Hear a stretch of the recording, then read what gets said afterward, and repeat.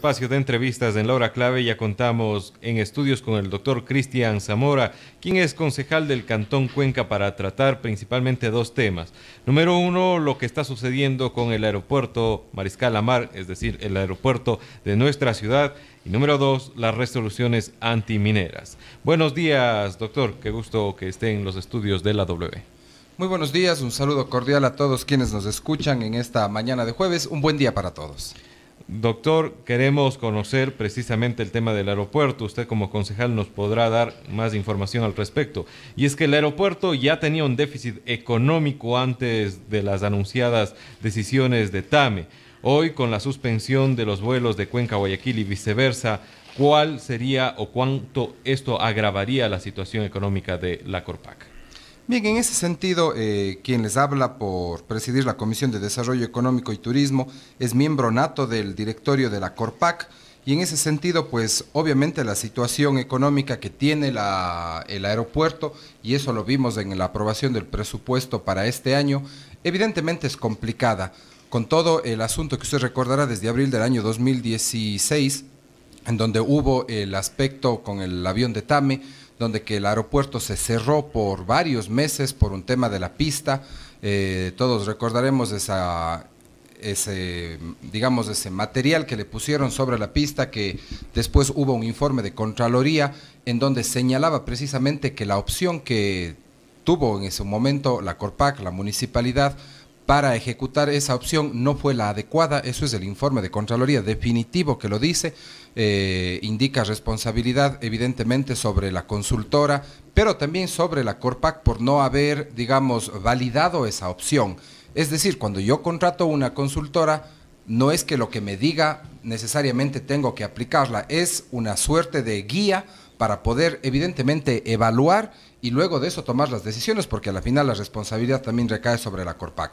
Luego de todo ese escenario complicado desde el punto de vista económico, con la baja de frecuencias de aviones, digamos, en los vuelos de interconectividad, también con la baja de pasajeros de manera pues directamente proporcional, la situación del aeropuerto pues se complicó.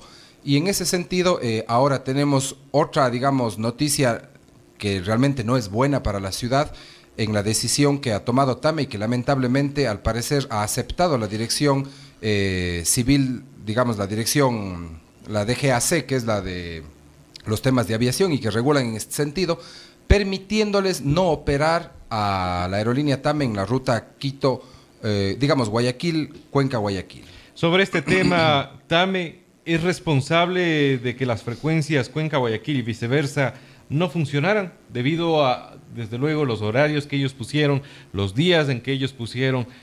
Casi no funcionaba porque la mayoría de gente, usuarios que se han comunicado incluso a nuestro medio de comunicación, decían: ¿para qué voy a utilizar el servicio aéreo cuando si lo utilizo tendría que ir a quedarme en Guayaquil, tendría que gastar en hotel, tendría que gastar en otros insumos que si voy en transporte terrestre, a más de ser barato, me ahorra esos costos? Recuerde usted que ya quitaron la frecuencia. Fue la presión de las autoridades en su momento, de la situación que vivía complicada. Imagínense Cuenca desconectada con el puerto principal por vía aérea. Y yo llamo a la reflexión, las personas que vienen extranjeros vía Guayaquil, que es uno de los puertos importantes de entrada, normalmente conocemos que aquí en la ciudad de Cuenca pues existen varias personas de avanzada edad que vienen, que están en nuestra ciudad o que por razones de salud simplemente no pueden pasar en poco tiempo de casi 0 metros a nivel del mar, pasar por 4.000 en 3 cruces y luego venir acá a la ciudad de Cuenca. Entonces ese tipo de cambios obliga, o existe la demanda más bien dicho, para cierto grupo de personas que necesitan el transporte aéreo, personas que vienen, por ejemplo, migrantes o personas que vienen desde el extranjero con sus maletas, por seguridad hacían antes conexión hacia la ciudad de Cuenca. Y resulta que devolvieron las frecuencias y al poco tiempo cambiaron, como usted bien lo mencionaba, a horarios totalmente ridículos, porque no puede ser de otra manera ni de otra descripción. ¿Cómo puede usted viajar en la noche a Guayaquil y precisamente gastar en hotel para hacer la gestión al siguiente día? Tiene que haber un vuelo a primera hora de la mañana y de regreso a última hora de la tarde para que al menos desde el punto de vista de negocios, comercial, etcétera, efectivamente pues se puedan utilizar esas frecuencias o ese destino, digamos, en ese tipo de horarios. Entonces, a esto ya le condenaron el rato que pusieron precisamente ese horario y claro, quizás puedan tener la excusa perfecta de que no existe personas volando porque precisamente a quien en su sano juicio se le ocurre ir la noche anterior, pagar hotel para hacer una gestión durante el día cuando lo lógico en el tema, insisto, de negocios o del tema de comercialización, uno puede ir y venir en el mismo día. Entonces, desde ese momento lo estuvieron prácticamente condenando a lo que hoy ya estamos viviendo. Pudiéramos resumir que es una crónica de muerte anunciada, ¿no? Sobre este mismo tema, concejal, para cerrar esta temática, quiero consultarle qué hacer desde el Consejo Cantonal para mejorar, para potencializar la conectividad a y desde Cuenca. El día lunes, no el que pasó, sino el anterior, es decir, hace casi 12 días, mediante oficio del 28 de mayo, me parece que con exactitud, yo le alerté al alcalde sobre esta situación. A él le tomó una semana reaccionar y dio la rueda de prensa exigiendo que no se le permita a la DGAC aprobar este tema de TAME. Vino ayer la subsecretaria de Aviación a decir que es casi culpa del aeropuerto porque no le ha dado incentivos. Yo creo, y vuelvo a insistir y lo hago esta vez públicamente, el alcalde debe convocar para los temas importantes de la ciudad al Consejo Cantonal. Que se le llame, que se le invite al director de la DGAC, que se le invite al señor gerente de TAME, que nos demuestren con números qué es lo que está pasando, que el Consejo Cantonal en pleno como máxima autoridad de la ciudad tome las decisiones que a bien se tengan, si es que hay que analizar temas de incentivos o de otro tipo de situaciones, pero que el alcalde, por Dios, convoque al Consejo Cantonal para los temas importantes de la ciudad. Entonces, en ese sentido, yo vuelvo a hacer esa exigencia como concejal de la ciudad, porque Cuenca, fíjese usted, ha estado en neutro en los últimos años y ahora otro golpe más con el tema de la falta de conectividad aérea con el puerto principal, y así poco a poco nos vamos precisamente distanciando, alejando, aislando de la conectividad de comercial, turística, inclusive personal, de salud, etcétera, de los diferentes puntos de la ciudad. Por lo tanto, lo importante es que haya la voluntad política, no únicamente dar una rueda de prensa una semana después que el concejal le hace acuerdo de que esos temas están pasando, sino más bien convocar para poder tomar decisiones en este sentido, porque Cuenca no puede quedarse aislada. Ya nos quitaron la frecuencia y nos devolvieron. Ahora tiene que suceder de igual manera, y si es que hay que analizar otro tipo de variables, que el alcalde, por favor, le invite de manera comedida al director, como ya indiqué, de la Dirección de Aviación Civil, al gerente de TAME, y en pleno, las horas que nos tome, resolvamos para que Cuenca no siga aislándose y separándose y afectando, sin duda, al sector productivo, al sector comercial, al sector turístico, etcétera, de toda una ciudad. Concejal, vamos a aprovechar para conversar también sobre la coyuntura minera, sobre el proyecto minero Río Blanco de la parroquia Molleturo. La semana pasada, específicamente el viernes, el juez Paul Serrano aceptó las medidas cautelares que suspenden este proyecto en nuestra provincia. Lo que se ha dicho después de esta iniciativa es que las personas que están al frente de los distintos ministerios que tienen competencia en el tema del extractivismo no están cumpliendo con los requerimientos medioambientales. Al menos eso es lo que dicen los distintos colectivos y los representantes de las organizaciones indígenas. ¿Cuál es la posición que tienen ustedes, tomando en cuenta que también se dice que con la salida de las mineras a gran escala y las mineras legales pueden entrar también personas que se dediquen a la minería ilegal en estas zonas? Bien, en ese sentido yo creo que como Consejo Cantonal nos pronunciamos hace algún tiempo atrás por mayoría sobre una posición importante, creo yo. Quizás no en los mejores momentos cuando nos llamaron a decidir, pero sí importante en la decisión como tal, y es en el hecho de defender el tema del páramo. en el aspecto de que está, digamos, explotándose ahora con la acción de protección que ha dado paso, pues estará paralizado hasta que se evacúe en la justicia ese aspecto. Evidentemente yo creo que como ciudad deberíamos hacer una unidad de cuerpo, de espíritu en este aspecto, porque no estamos hablando de cosa menor, estamos hablando de donde que están las fuentes de agua precisamente que abastecen a nuestra ciudad, a la empresa que obviamente potabiliza el agua y viene. Y en ese sentido, la posición tiene que ser a rajatabla. No podemos permitir, y no únicamente con el pretexto, porque a veces lo utilizan como pretexto de que no está en la zona protegida del Cajas. El ecosistema no conoce, digamos, fronteras o linderos. El ecosistema es uno solo. Que exista una línea de área de protección y de reserva, cierto es, pero si usted rompe el ecosistema, por último, a 1 metro de la línea que han puesto por alguna razón, el ecosistema es el que sufre un desequilibrio para que precisamente ese colchón que se llama páramo actúe de manera armónica con la naturaleza, atraiga la lluvia y finalmente pues tengamos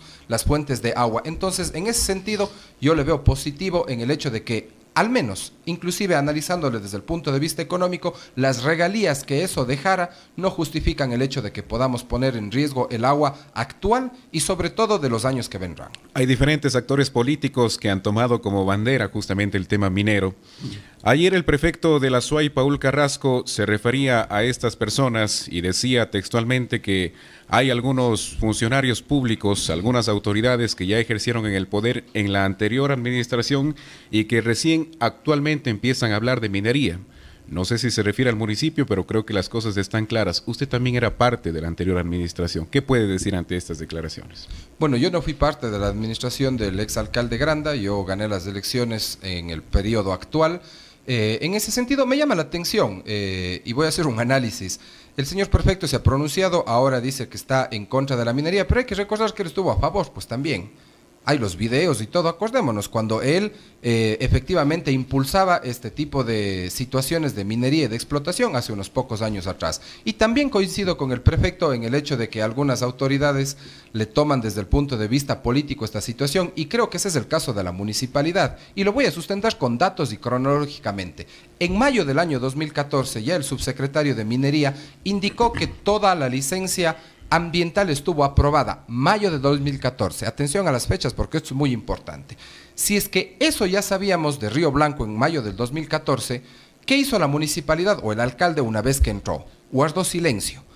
Guardó tal silencio que el 11 de agosto del año 2016, es decir, 2 años después, vino el propio vicepresidente, hoy encarcelado, ingeniero Jorge Glass, a hacer la primera perforación en Río Blanco. Recuerde usted, vino con una maquinota, salieron las fotos en la prensa, dejaron haciendo la primera perforación. ¿Qué hizo el alcalde ante la perforación, ante la inminente hecho de comenzar a explotar? No hizo nada. Se decía que habían pedido el ingreso, pero que no se podía ingresar porque no hay la competencia dentro de las zonas consideradas como estratégicas, es decir, el GAT cantonal no podía hacer intervención en esta zona. Fíjese, yo creo que cuando se quiere tomar decisiones, se toman decisiones. El subsuelo es del Estado, pero el uso y ocupación del suelo por el COTAD le compete a la municipalidad. Pero ese 11 de agosto de 2016, que aquí nos dejaron perforando eso, no se hizo nada desde la municipalidad. Fue hasta enero del año 2017, en donde el alcalde usted vea las notas de prensa, le invito a la ciudadanía a que googlee y entre a las notas de prensa de ese momento, el alcalde llama al Consejo Cantonal en un domingo a tomar la resolución precisamente sobre el agua y que se tomó. Pero aquí hay que analizar una cosa. Enero de 2017, me parece que fue el día 22 con exactitud, estábamos en plena campaña electoral, a un mes de elecciones, y recordarán ustedes que tomada la decisión, a los pocos días ya salió la propaganda de las gotitas de agua para la campaña electoral para dar discurso, pero a la final acabaron perdiendo las elecciones. Entonces, que no, al menos en mi criterio, la ciudadanía juzgará los hechos. En mi criterio, si es que realmente hay un convencimiento de la defensa del agua, no tiene que darse después de que ya vienen explotadas, 2 años después de que sabemos que los estudios y las licencias están aprobadas en pleno proceso electoral. Y fíjese usted, una vez que el municipio de Cuenca, el Consejo Cantonal, aprobó esa resolución en contra de la minería, ¿qué se hizo después? No se hizo nuevamente nada, no se ejecutó nada. Fue un tema lírico en un momento electoral. ¿Cuál fue la posición de ustedes como concejales? tomando en cuenta lo que usted manifiesta. Claro, hay que recordar que antes de enero de 2017 varios concejales ya le pedíamos al alcalde que llame al Consejo Cantonal, y eso lo podrán dar fe el concejal Granda, la concejala Ordóñez, que de alguna manera lideraban este tema, y que muchos concejales, incluyéndome, plegamos a esa petición, y se llamó en ese momento. Pero fíjese usted, Yamil, de ese enero de 2017, que ya tuvo una resolución el alcalde para poder actuar, porque la máxima autoridad le mandó a precautelar una serie de situaciones, no se hizo nada tampoco. No se hizo nada hasta que dio una rueda de prensa pidiendo la revocatoria de las concesiones mineras al presidente hace poquitos días atrás, el 30 de mayo para ser específicos, y resulta que el 1 de junio, cuando ya había todo un proceso de, digamos, de la acción de protección, el juez que usted mencionó tomó la decisión que tomó. Entonces el municipio siempre ajustándose un segundo antes de acuerdo a sus conveniencias. Esos son los hechos, la ciudadanía juzgará. Y yo quiero resumir, como dijo Yacu Pérez, etapa y el municipio han llegado, pero más vale tarde que nunca. Gracias, concejal, por habernos acompañado en esta mañana. Vamos a despedir y les dejamos con la frase de esta jornada. Así es, amigos oyentes, qué gusto haberles acompañado durante los 60 minutos de la hora clave en nuestra primera emisión.